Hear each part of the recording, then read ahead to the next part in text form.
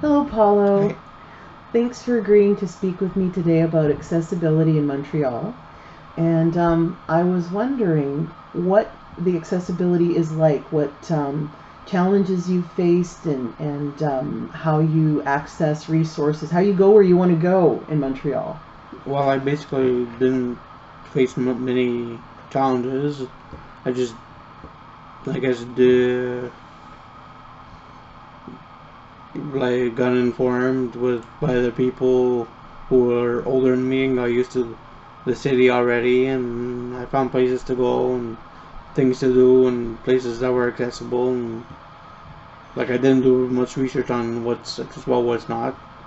Sometimes I wanted to go to a place and I found out okay, it's not accessible. Like for instance, let's say I have a wedding to go to with the family. Right. There's many halls that are not accessible, and And you really, really want to go to this wedding. no, I went anyway, and just they adapted me, and What did they do? they either carried me up the stairs or there was a freight elevator in the back, and they brought me up to their elevator that they do just their stock with, and they brought me up to the floor. Or they always offer to carry me up the stairs if there's no accessible elevator that goes up to that floor. And how's that for you when someone says we'll carry you? No, I have confidence in them, and what's the word I'm looking for? I'm allies.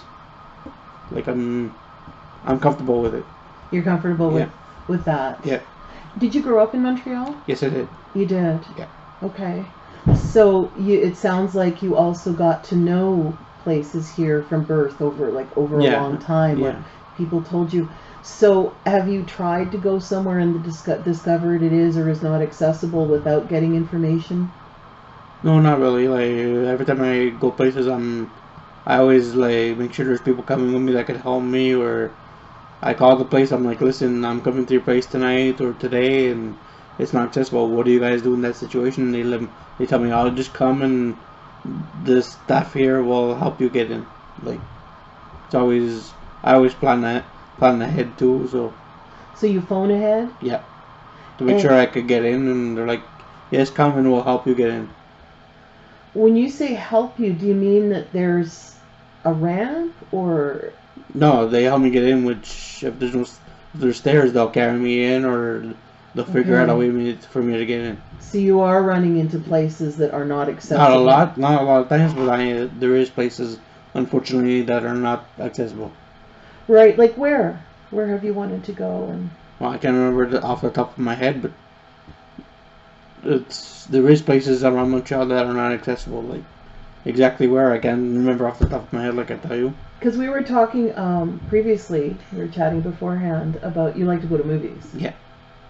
So is there a particular theater that you like to go to, or? Well, I go to one downtown. I go at like any kind of theater, like wherever I find a theater, we go. Like there's not a specific one. Like I go to there's a couple downtown, a couple near my house. Okay. So, Okay. And are they accessible? Yeah. Oh, that's awesome. Yeah, they're all they're mainly all accessible. Like it's rare I don't find a movie that's not accessible. Like Do you know the names of these theaters? Because I would really like to know which theaters are accessible. well, there's one in Lacordaire in the East End. There's one on L'Acadie. There's one on Atwater. There's one on St. Catherine. Perfect. There's quite a couple of them. Wonderful. I'll look them up.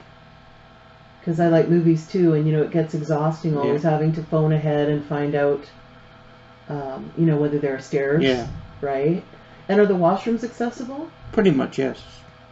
At the theaters? Yeah, they're accessible. They're pretty much accessible, yeah. That's good. So, how have you been finding you're working now? You're working. Yes. And I've been here since 2011. Okay. How's that going? It's been good. So you're in a fully adapted workplace, Yeah. right? We're in your workplace right now. You have an elevator and level entrances and a ramp, and the workplace itself and the washrooms, everything is fully accessible. Yeah, fully accessible, fully adaptable too. So. Yeah, fabulous. Yeah. So how are you finding working here? Oh, I love it. With other people with disabilities? Yeah, I mean, people are nice, and we're always occupied. We're really busy today, so I really like keeping busy instead of like staying home and doing nothing. It gets kind of boring after a while. Is that what you were doing before? Was staying home? Yeah, basically that's what I was doing, staying home watching TV and always on the internet. Like, okay, I like going on the internet, but You want to be around people. after a while it gets kind of boring. Yeah. Always on. And you want to be productive. Yeah. So then you found an organization that works with people with disabilities, and you all work together in the same facility. Yes. And then the work is adapted to your disability, right? Yes. So when people come in, the day's work is adapted to their particular disability? No, not really. It's whatever we have. It's what we have. We have like putting nails in a bag, or utensils, what we're doing now, or another contract where we put nails in a small little plastic container and we count them. And there's different types of jobs we do here, so it's all adapted for everybody. So everybody should be able to do it. If they're not, we find a way that they can do it. Okay, cool. So do some people work faster than others? And Yeah, well, everybody has their own speed, so. Okay. So you're not under a quota because, like it sounds like you're mainly assembling things and packaging things. And everybody works different. Like, some people will just count and put in a cup because they can't put in a box. Okay, and they're all productive and they're all working, exactly. Right? Whereas, like in non-adapted workplaces, like in factories and assembly lines and so on, people are usually expected to meet a quota. Like you have to do so many per hour and per day. Yeah. I don't know. Everybody has their own way of working, their own strength, their own weakness, and that's outlined to you when you start here. And that's outlined to you and your interview before you start here as to what when your they start, they see what we capabilities could. When they start, they like make us work, and they see what we can and cannot do, and they work around that.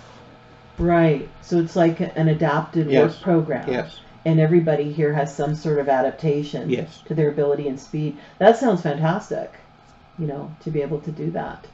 And do you think you'll be staying here and continuing to do this work? Well, I've been here since June 2011, so I'm here for 8 years. Yeah. Happy anniversary. And it sounds like you're happy here. Yeah. I mean, the people are nice. The you area is nice. I mean, it's far from long drive from home because I live in the East End. Oh, wow. Yeah, how long does it take you to get here? In the morning it takes me about 45 minutes. In the afternoon it takes me about, I guess, an hour and a half. How do you get here? Transport. Adapted transport. Yeah. You have to wait for them. It's a hassle waiting for them, but at least we know we have a ride from point A to point B. And what's the waiting time? What's the window? Well, if they give us 4 o'clock, we got like half an hour waiting time. Either way? Yeah. So it could be 3:30, it could be 4:30, or no, it could be 4:30. It could be like our time is always 4. Okay. And they have till 4:30 to come. I see. Okay. Well, thank you very much for speaking with me, Paolo, and telling me about your work and going out to the movies in Montreal. I'm glad to hear about those theaters. Yeah. Thank you very much. No problem.